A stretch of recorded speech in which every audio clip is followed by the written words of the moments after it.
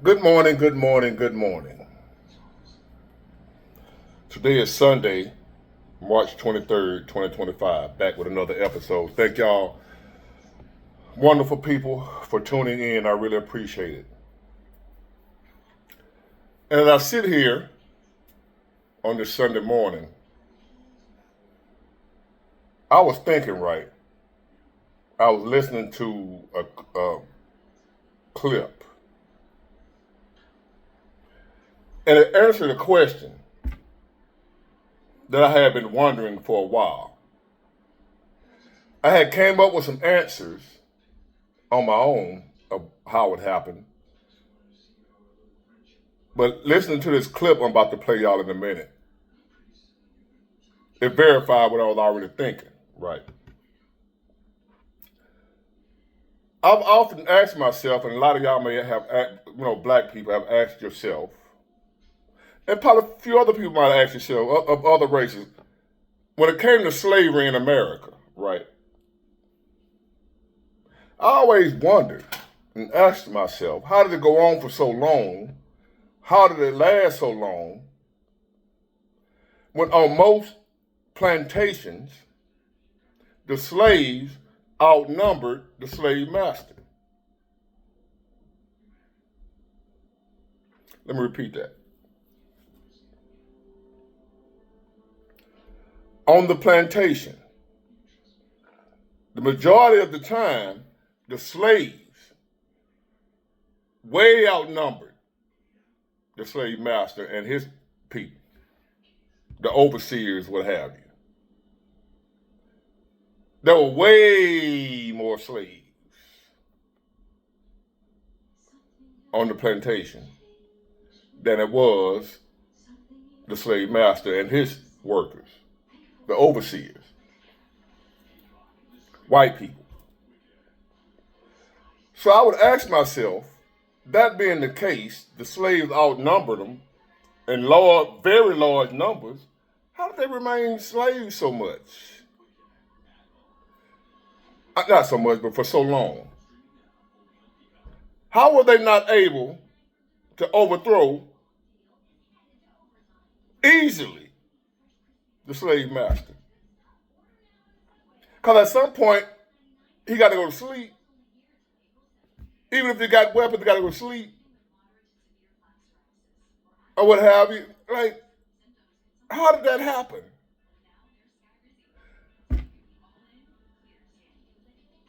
And then it came to my psyche, understanding, or what have you. I got some answers, some research, and some understanding of what happened then that kept the slaves in check and on the plantation, unable to escape, not even willing to escape. Not only were they not able to escape, a lot of them weren't even willing to even try. How did that happen? Fast forward to today, the answer is all around us.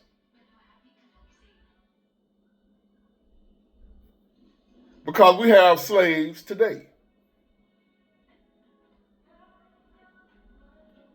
that are not willing to escape. They don't even want to escape. And if you happen to be a slave that escaped or thinking about escaping, the other slaves turn against you. The other slaves hate you. They don't admire you. They don't encourage you. Yeah, even though I'm afraid to escape, I admire you for having the courage to escape. No, they don't do that. Instead, they're going to talk down on you if you have the courage and the willingness to run for freedom. And they don't. So the way they were able to do that back then is the same way they're able to do it now, as far as keep so many people enslaved by a few. Is what you call gatekeepers. Inside help. See, it wasn't the slave master other so-called white man on the plantation that helped to keep the slave from escaping. It was actually other slaves, gatekeepers. They were slaves too, but Massa gave them a few extra privileges. The house, N-word, so forth and so on. They got other privileges on the plantation that the rest of the slaves didn't have. So in order for them to keep their little perks that Massa gave them, their job was to convince the other slaves by any means necessary through manipulation, fear tactics, guilt tactics. You gonna leave your family here? This, that, what's out there? Ain't nothing out there for you. Everything we need right here. Through different reasons, different methods. The gatekeeper, which were other slaves, will convince the majority of the slaves to not escape. Convince the majority of the other slaves that they're better off right where they are. The gatekeepers. I'm going to give you some examples of some gatekeepers in modern day times that's helping to keep the slaves enslaved. That's helping to keep the modern day slave from even wanting to escape. Hold on a minute. Praying for me all week, you've been nervous all week, but I ain't afraid of the spooks that sat at the door. These runaway slaves hiding in the White House gonna throw my picture up thinking that I'm gonna be afraid. If you got real courage, don't show my picture. Show the picture of the one that fired the black Joint Chief of Staff from the military. If you gonna show a picture of the CEO of Target, Walmart, McDonald's, and Amazon that does not recognize black dollars or black business. If you gonna put up a picture of the state legislators in Florida that are banning black books. If you gonna put up the picture of the one who is stealing classified information from the IRS and Social Security. If you gonna put up a picture of those that don't want your mama to pay $35 for insulin and your child to pay $35 for inhaler. If you gonna put up a picture of those that are jailing children and separating families. I ain't ever scared. In case you forgot, I'm from the west side of Baltimore. If you got a problem, pull up on me.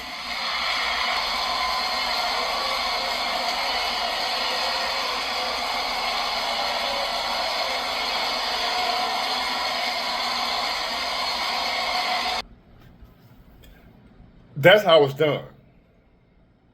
What they do is the same way back during slavery. When the slaves that were planning to revolt or escape, you would have jokers like him from back then. You would have a Jamal Bryant, a Roland Martin, a D.L. Hughley from back then that would come against any slave that even fixed their mouth to talk about escaping. They would talk about how stupid they were. They would call them a sellout for wanting to escape, for wanting to be free. You a sellout. And Massa would pick those particular people, Jamal Bryant, D.L. Hughley, Roland Martin, and give them power because Massa peeped something out about them. They got the gift of gab. They're powerful with the mouthpiece. They're powerful with convincing people. They're master manipulators. Massa peeped that out in them and elevated them to a spot over the rest of the slaves. And their job was to keep the rest of the slaves in order. Master in the house sleeping soundly. No worry in the world about the other slaves escaping because he know he got his gatekeepers out there watching them. The D.L. Hughleys, keeping them in order. The Roland Martins, the black pastors in the black Baptist Southern churches and what have you, the pastors, keeping them in order. Even on the plantation, the slaves were not allowed to learn how to read, except the pastor. On the plantation, the slaves were forced to go to church, and they would have a black pastor, hence the black church, and you have a white church. That's historic. It's always been like that. The black church was intended, and it started on the plantation, to keep the slave in check, to keep the slave from rebelling. And they placed a black pastor who was good with his mouth, good with the Jamal Bryant, stirring up the emotions of the other slaves to keep them in check. The purpose of the black church in America, the purpose of the black church on the plantation was not to get you to heaven, Negroes. It was to keep you submissive to Master. It was to keep you from rebelling against your oppressor. Because the good book says so. And you got the pastor up here look just like you, telling you. See, it ain't Master up there telling you. It's another black person, another slave up there telling you that God said, honor that man in that big house up there. Don't try to escape. Love him. Don't try to kill him. Love him. See how that works? So now here we are, fast forward. You got the Jamal Bryants sitting before his congregation, calling people like me and the black people that was in the White House celebrating black history, calling them runaway slaves, and the people in his congregation, it went right over their head. They didn't even get it. He, still on the plantation, with the other slaves in his church, calling the black people that was at the White House and black people like me, he called us runaway slaves. And that's something I'm proud of, being a runaway slave. But his congregation missed the whole thing. If I'm a runaway slave, if he calling people like me runaway slave, what is he saying about you that are still sitting there? They missed it. A lot of y'all are missing it. You so-called black Democrats. You want calling me a sellout. Not because I love Donald Trump, because I don't. You calling me a sellout because I'm not a Democrat. You call it because if Donald Trump was a Democrat, you wouldn't have a problem with him. It ain't that he's a racist, it's that he's not a Democrat. Because the Democrats are racist as well. Y'all ain't got a problem with them. Joe Biden is a racist. You ain't got a problem with him because he's a Democrat. If Joe Biden was a Republican, y'all let him have it. For the same shit he done already said. Being a Democrat gives him a pass for being racist. So here it is. I get insulted for only wanting to be free. See, that's what I want. I ain't out here trying to be no sellout. I ain't trying to hurt black people. My mission, my goal, I want to be free. I don't want no master. I don't want no slave master, Democrat or Republican. I don't want no master, only God. Because God gonna be fair. And he gonna do right by me. That's the only master I want and will allow to be a master over me. Oh, but no. D.L. Hughley, Roland Martin, You calling me a sellout. But here you are, selling out your whole race to keep them on the plantation. You taking advantage of them. You manipulate them because you know they don't know no better. You know they lost, they sleep. The majority of black people are asleep, mentally checked out. That's why the majority of black people, over 90%, are still Democrats.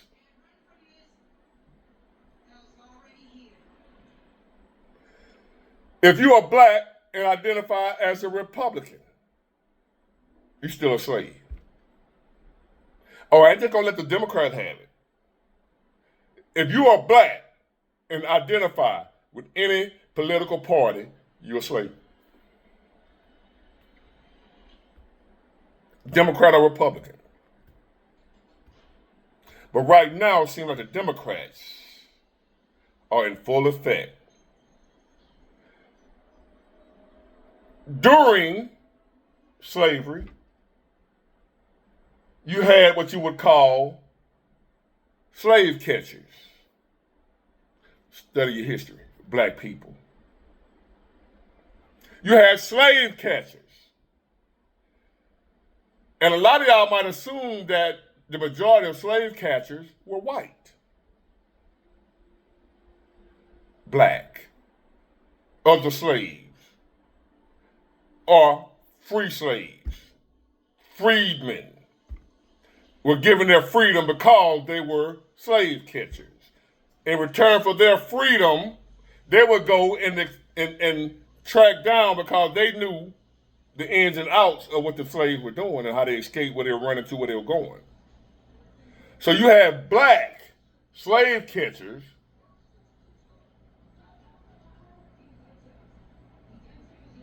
who caught more slaves than the white ones because they knew the ins and outs more than the white slave catchers did in exchange for their freedom. Fast forward to the day, we still have black slave catchers. The usual suspects. DL, which I call Down Low Hughley. Jamal Bryant, one of the biggest hypocrites on the pulpit. One of the greatest false prophets of all time. Jamal Bryant. Roland Martin, the usual suspects. They got their freedom in exchange for keeping the rest of the slaves on the plantation. Y'all fall for it. And then you get mad at somebody like me who woke up and realized what was going on, and I got up out of there. I refuse to live my life as a slave. I don't care who don't like it.